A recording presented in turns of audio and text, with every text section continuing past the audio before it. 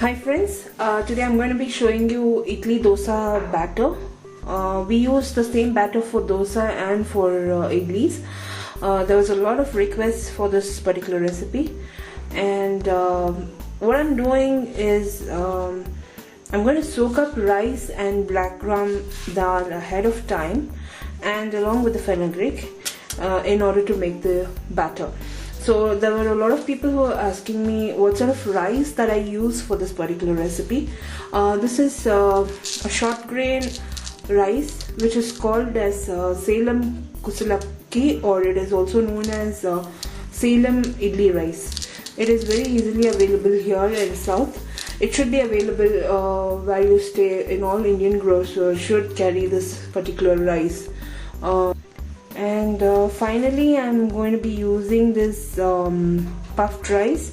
I'm going to use a fistful of this puffed rice.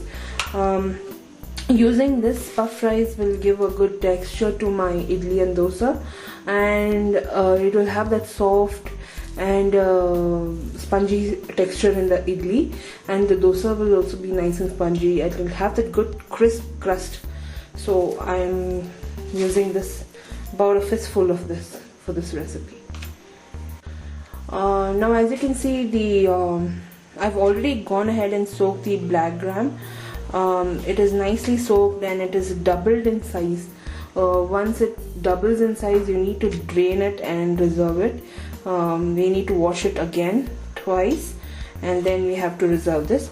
We'll have to grind the black gram first, and then we'll have to add the rice and grind it. So I'll show you how the rice is also soaked. This is the rice which has been soaking for all this time, and it's nicely soaked. Now I'm going to go ahead and also we have gone ahead and soaked the fenugreek, and we have boiled it a little bit for it to nicely grind in the batter. Otherwise it's going to just stick out and it's going to look odd. So that is done, and the puffed rice is also nicely washed and it is soaked. Now let's start preparing the batter. Now I'm going to start grinding the idli dosa batter. For that I'm using a wet grinder. We have this wet grinder for almost 10 years now. This is ultra wet grinder is what I'm using for this particular recipe. But then you can use a normal mixer jar to grind your batter. It doesn't have to be the wet grinder always. The wet grinder is much faster and it grinds easily. So what I've done is I'm going to add fenugreek to the wet grinder. This particular model, this ultra wet grinder, the stones are really sturdy and it grinds fast. So that's the reason I like ultra wet grinder. We are using this particular brand for almost 10 years now. And mom is still not letting go of this particular wet grinder, even if I want to exchange it or get a new one for her. So now as you can see, I've added the rice flakes which was soaked earlier along with the fenugreek, and I'm going to grind that to a mush consistency by adding a little bit of water to it.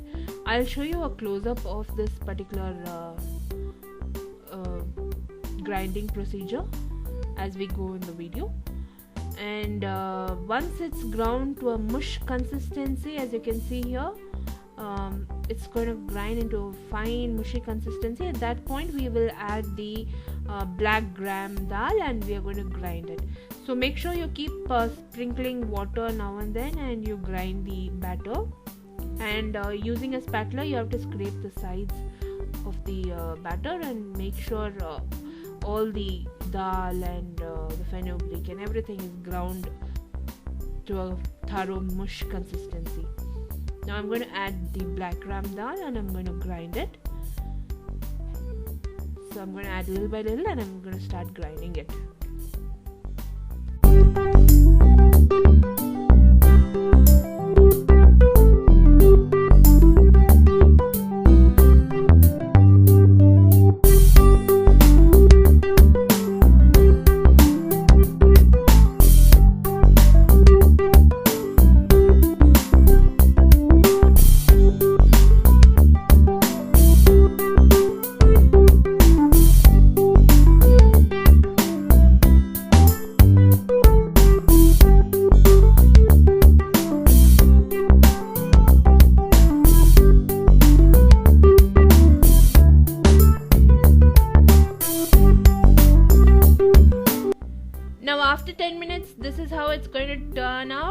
it is completely doubled in volume, and it's grinding thoroughly. It still has to double, and it has to go into a complete mush. It should almost look like butter, and once you drop a small batter, portion of batter into the water, it should float.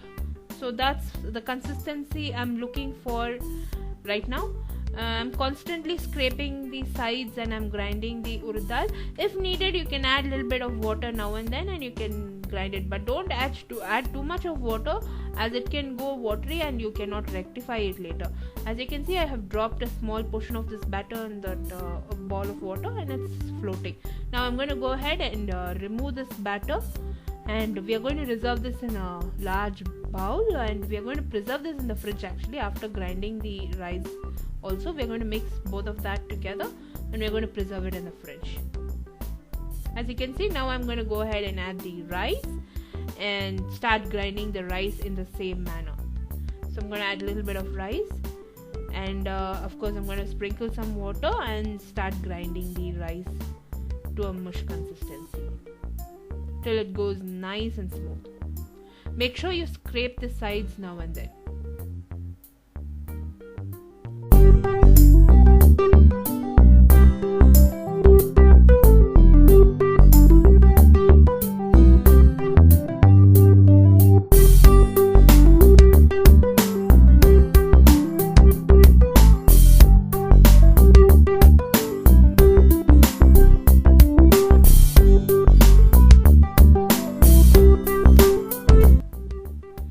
Now after 10 minutes, you can see the rice quantity has doubled in volume, and I'm going to reserve that with the urad dal which I ground earlier. I'm going to mix both of that together and start mixing that out.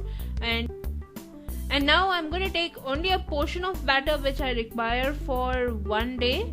So it's only for one use. I'm going to reserve some batter in a large bowl. To that, I'm just going to sprinkle some salt overnight. I'm doing this overnight because the next day morning is what I'm going to prepare my dosas or idlis with this batter. I'm going to follow the same step. The remaining batter will be placed in an airtight container and it will be preserved in the fridge. It's not going to ferment. So I'm going to allow this to ferment. I'm just going to sprinkle some water and I'm going to allow this to ferment overnight. So I'm going to place a cover and allow that to ferment. The next day morning, you can see it would have doubled in volume, and the batter would have risen a bit, and at this point you can see the batter has fermented. You can see the bulge on top, how it's risen evenly.